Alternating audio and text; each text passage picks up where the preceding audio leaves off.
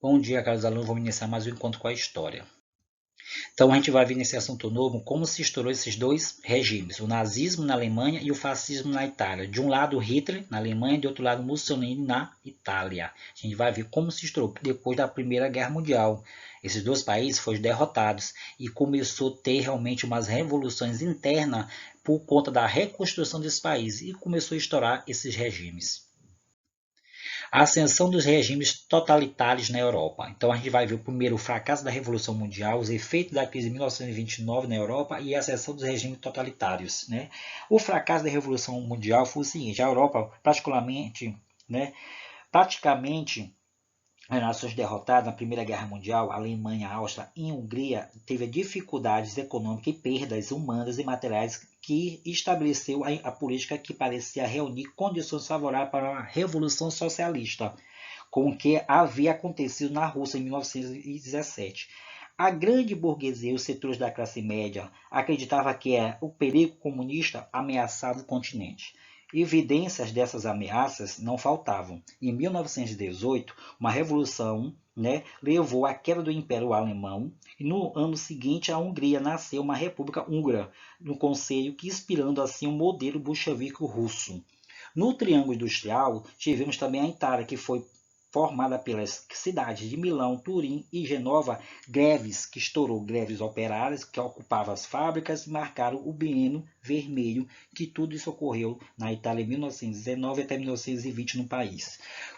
Entretanto, o medo do comunismo logo afastado. A revolução foi derrotada na Alemanha, na Hungria, porque eles tiveram uma aliança das tropas contra-revolucionárias liderada pela França e Romênia. Depois, o governo revolucionário, após 133 dias no poder, na Itália, tivemos uma negociação entre os governos e os sindicatos, garantindo assim o retorno da normalidade. A derrota dessas revoluções isoladas na União Soviética em primeiros sinais de recuperação da economia europeia em 1925, parecia indicar uma estabilidade que tinha reestabelecida a democracia liberal europeia que estava assegurada. Surgindo assim a Grande Depressão na Europa, a crise de 1929 na Europa. Esse cenário de estabilidade, porém, mundial, completamente na crise de 1929, esses efeitos tinham produzido à economia europeia o seguinte: os capitais americanos investidores na recuperação desses países europeus, afetados pela guerra, foram reduzidos drasticamente. Surgindo assim, aumentando o desemprego de massa, que foi se espalhando logo na Europa, cresceu críticas ao liberalismo político e econômico, porque era incapaz de conter a crise. A crise econômica reforçou a polarização política na Europa. De um lado, os trabalhadores ativistas políticos e intelectuais denunciavam o capitalismo liberal como responsável pela crise e defendiam uma revolução socialista. De outro lado, os setores da classe média, mais a burguesia, preocupado com essa possibilidade dessa revolução socialista, começaram a apoiar o quê?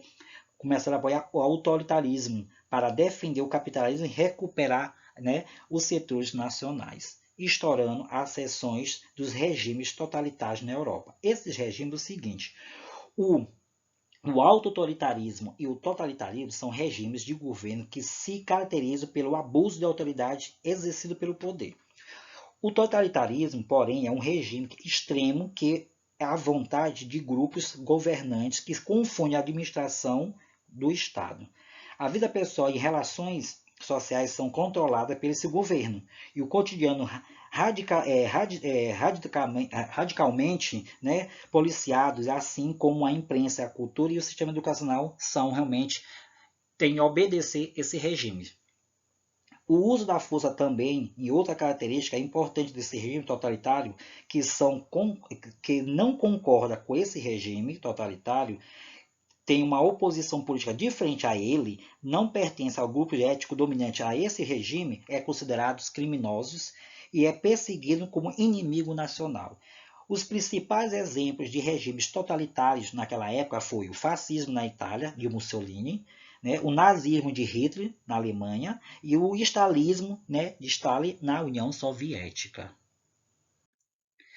O fascismo na Itália. Como se estourou esse fascismo na Itália? Após a Primeira Guerra Mundial, a economia da Itália se direcionou a imprensa fechara as portas, o desemprego cresceu, a sociedade da Itália enfrentou também o drama das perdas humanas na guerra, mais 500 mil mortos, 400 mil mutilados. De outro lado, que começou a crise pós-guerra, fortaleceu as organizações operárias, né, que fizeram avanço na proposta socialistas, influenciada pela Revolução Russa e os movimentos sindicatos. E, de outro lado, os desempregados e os ex-combatentes antigos socialistas fundaram, né, um grupo chamado paramilitar. Esse grupo chamado paramilitar, liderado por Benito Mussolini, que combatia os comunistas, a democracia liberal e as organizações operárias, ou seja, os sindicatos socialistas. Em outubro de 1922, esses fascistas promoveram a Marcha sobre Roma. Pressionado, o rei fez o quê? Convocou o líder fascista, que era o Benito Mussolini, para ocupar o cargo de primeiro-ministro. Em 1925, Mussolini tornou-se Dúce. O que significa Dúce? Condutor supremo da Itália. Como ditador, ele extinguiu os partidos políticos de oposição e fechou e suspendeu todos os jornais que eram contra o fascismo. E criou uma política, né? Essa política de vigiava e punia os opositores desse regime. Então, a partir do momento, Mussolini estourou o fascismo na Itália em 1925, após ele ser realmente conduzido como líder italiano, e o fascismo cresceu nesse movimento. O nazismo da Alemanha. A origem do nazismo na Alemanha foi o seguinte: a proclamação da República na Alemanha ocorreu em novembro de 1918, durante a Primeira Guerra Mundial, e foi resultado de uma revolução conduzida pelos socialistas e liberais. O novo governo, conhecido como República de Weimar, tratou logo de pôr fim à guerra, que começou a negociar a paz, né, com os vencedores. Em 1919, foi assinado o Tratado de Versalhes, que encerrou a guerra de forma definitiva, e esse acordo declarou que a Alemanha era responsável por todos os danos causados aos países vencedores, impondo a ela uma paz punitiva. Essa paz punitiva foi o seguinte: a assinatura do documento, que estabelecia exigências pesadas, causou grandes impactos na população alemã. O fim de efetuar o pagamento estabelecido pelo tratado, que prolongaram por vários após conflitos, o governo alemão assumiu enormes dívidas, principalmente com os Estados Unidos. E essa situação deixou a economia alemã extremamente frágil, desemparadas, e a partir daí os capitais estrangeiros começaram o quê?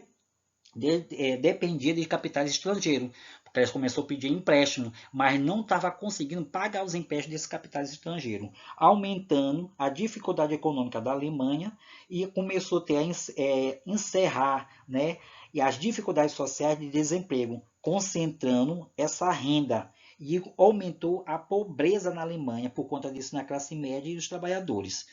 A República enfrentou ainda a forte reação da burguesia e da classe média, que acusava o governo de ser responsável pela derrota alemã e favorecer o movimento operário socialista. Então, a partir daí, essa burguesia e essa classe média, que favorecia, eles queriam favorecer o governo, né, nazismo de Hitler, começou a acusar, né, que o governo era fraco, e a partir daí queria esse movimento socialista crescer cada vez mais, o governo que eles era contra a burguesia e a classe média naquele momento.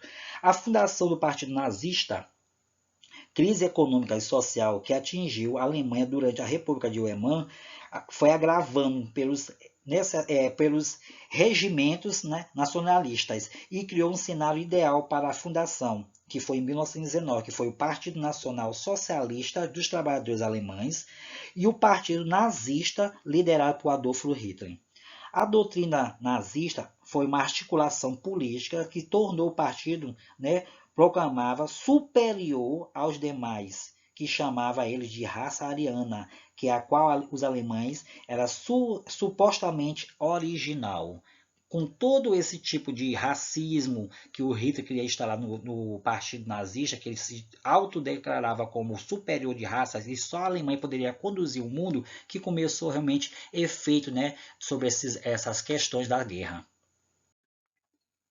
A chegada dos nazistas ao poder. Então, após a crise de 1929 e a ascensão do nazismo, né, inteiramente dependia da exploração dos empréstimos externos, né, a partir daí a Alemanha sofreu, né, consequência drástica pela crise de 1929. Pela retirada dos capitais americanos, o que ocorreu? Muitas indústrias na Alemanha fecharam as portas e o desemprego das indústrias atingiu 44% da população economicamente, né, ativa. A partir daí, o nazismo ao poder. Essa eleição presidencial de março de 1932, Hitler concorreu, mas foi derrotado nas urnas pelo Marechal Paul von Hindenburg, que tinha o apoio, né, de vários partidos. Apesar disso, em julho, né, o Partido Nazista conseguiu vencer as eleições para o Reichstag, que é o parlamento alemão. E a partir de janeiro, no ano seguinte, Adolf Hitler foi o quê? Convidado pelo presidente Hindenburg, né, para assumir o cargo de chanceler do governo alemão. O nazista chegou assim ao poder. A partir desse momento, um mês depois, os nazistas incendiaram o prédio de Hitler e foi responsabilizado pelo comunismo. Após isso, que foi o protesto, né, para começou a decretar o estado de emergência, dissolvendo assim o parlamento e ordenando a prisão dos principais líderes das esquerdas. Todos os partidos exceção do partido nazista foram o quê? Fechados. E estão instaladas assim a ditadura nazista na Alemanha, Adolf Hitler liderando a Alemanha com o nazismo. Esses regimes nazistas foram implementadas diversas políticas buscando ampliar a população antiga. Veja o seguinte, tivemos o pan-germanismo, né? Esse pan-germanismo, segundo essa ideologia, é o Estado alemão que deveria incorporar o território de outros países europeus, habitando as populações germânicas, formando assim uma grande nação ariana. E o espaço vital, por esse princípio, os povos inferiores deveriam ser dominados, né, garantindo assim o território onde a nação, né, ariana pudesse desenvolver plenamente. Tudo isso ocorreu no nazismo de Hitler. Então, isso foi a instauração desses regimes, né, nazismo na Itália de Adolf Hitler, após ele assumir a presidência da Alemanha, e o Mussolini após realmente assumir a presidente da Itália, estourando assim o nazismo, o fascismo, né, nesses dois países derrotados da Primeira Guerra Mundial, porém se levantando após e provocando várias críticas de outros países por conta dessa revolução interna deles, né, por conta também da economia e de outros favorecimentos políticos que eles estavam fechando de pactos com outros países que também seguiam a mesma ordem de regime político. Então, tudo isso aconteceu no nazismo e fascismo após a Primeira Guerra Mundial. Então, esperança, fica com Deus, até a próxima.